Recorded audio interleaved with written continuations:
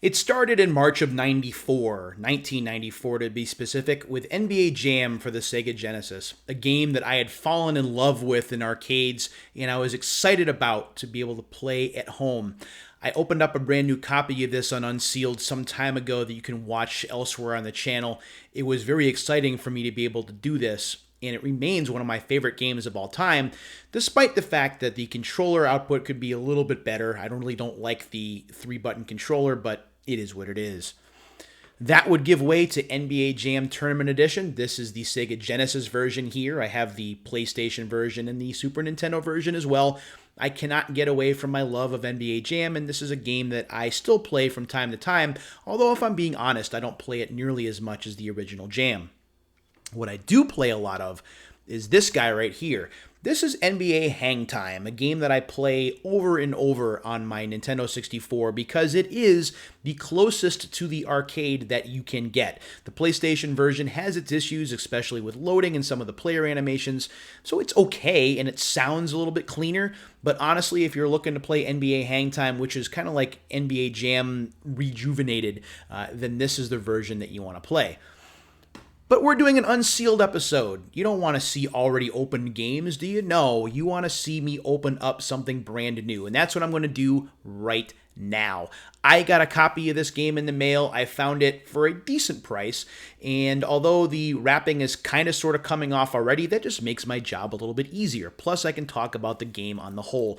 This here is NBA Showtime, or NBA on NBC Showtime, if you want to call it that. This came after NFL Blitz, where we had the players with polygon-based models instead of these sprites that would scale in and out. So this was completely different. We had fouls being called. It was in a 3D space instead of a 2D environment, so the game played a little bit differently. You had to learn where to stand on the court in order to get rebounds. But you could create a player much like you could in NBA Hang Time. The player models looked a little bit better. The game moved a little bit faster, especially on console, although the games weren't as smoothly animated, unless, of course, we're talking about the Dreamcast version. And yes, that is the big Aristotle. That is Shaquille O'Neal gracing the cover of NBA Showtime. So NBA Showtime, NBA and NBC brings you the top players from each team in a heart-pounding, pulse-racing, above-the-rim matchup. And as you see here, the game looks decent. It's not going to blow you away in terms of how it looks, especially on the PlayStation, but it brings the arcade experience home for the most part. And we do get a lot of arcade features in the home version. NBA and NBC licenses mean all the drama and fanfare you've come to expect from pro basketball. So that means that you get John Tesh's signature theme when you start the game because you get a really cool full motion video sequence. Play this 2-on-2 game in 28 arenas around the league. Choose from over 130 real NBA players plus hidden characters. And of course, you're going to have hidden characters in a Midway basketball game. That just makes sense. Check out the special effects, options, and unique features. You'll know this ain't no sim, and it certainly is not. Create a player, then adjust their individual skills and abilities to meet your needs. As you win more games, you earn more points to power up your player. So if you dedicate yourself, you can really make a mean and nasty player on the court, but you have to grind a little bit. Doesn't feel like grinding if you enjoy playing this game, but it is a little bit of a grind if we're being honest. Using actual NBA camera angles, view hundreds of over-the-top dunks and animations.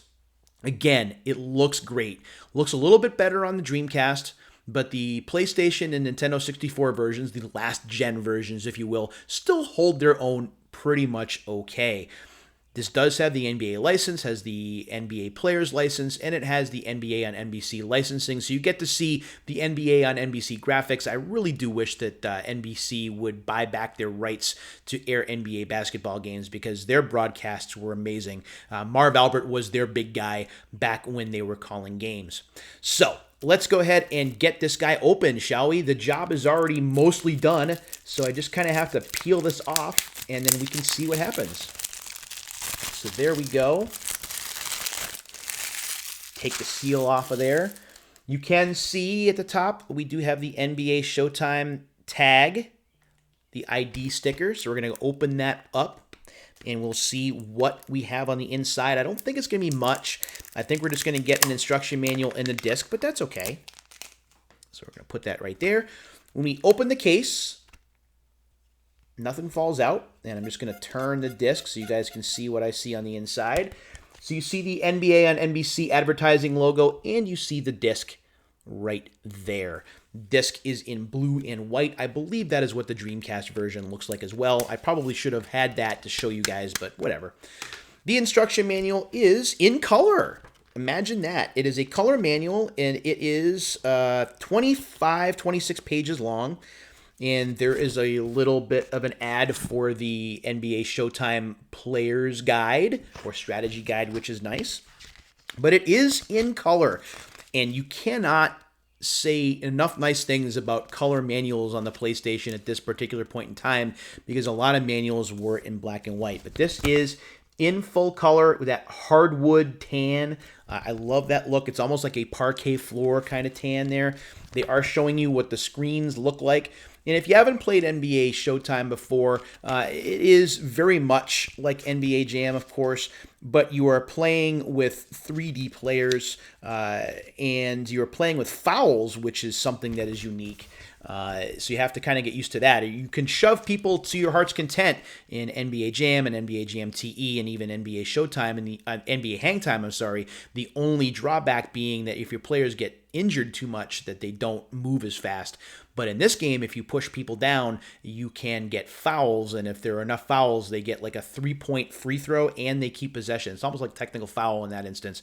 So that is part of the danger.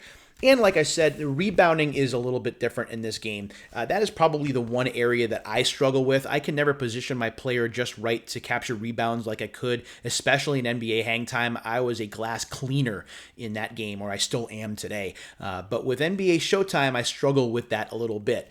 There is a lot of longevity in NBA Showtime. There are a lot of teams to play through. There are a lot of hidden characters to access. There are a lot of secrets to access. There's a trivia game in here, just like there is in NFL Blitz and even NBA Hangtime, so that you can go ahead and get points. It is a lot of fun to play, I think. Is it Midway's best NBA game? In my opinion, and I know this may make a little bit of a wave, no. NBA Hangtime, I think, if you ask me what the best game is, it's this one. If you ask me what my favorite Midway basketball game is, it's going to be this one. Not that I think that TE is bad, because it certainly isn't, but I have far more of an emotional tie to the original Jam. And as far as NBA Hangtime goes, this game does not get nearly the credit that it deserves. It is a fantastic game, especially on the N64, and if you have a system, you really should own it. But if you have a PlayStation, and hopefully you have access to one, you want to play this. You want to check it out. If you have a Dreamcast, you should have this in your library. But if you have it for the PlayStation, it's okay. Go ahead and give it a try. It does not cost that much money. I believe that for this particular copy of the game, because the wrapping was a little bit damaged, I wound up paying about $35 for this, and I think that that is fair. Make sure you check it out if you can. As always, I thank you very much for checking out this episode of Unsealed. I hope you appreciate it, and until the next time, my friends, take care of yourselves and each other, and we'll do it again soon.